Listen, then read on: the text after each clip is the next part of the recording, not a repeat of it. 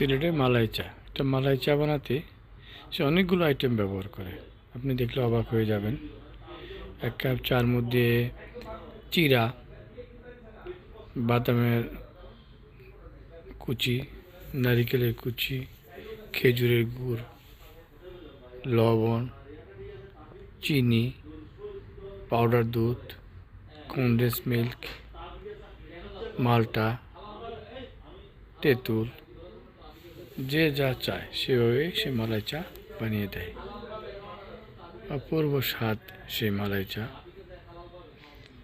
আমি বাংলাদেশে অনেক জেলাতে গিয়েছি, কিন্তু সিলেটের এই মালাই চা একটা ভিন্ন রকম, স্বাদে অনন্য। সাথে খেজুরি গুঁড়ো ব্যবহার করে মালাই চাতে, খেতে অসাধারণ লাগে।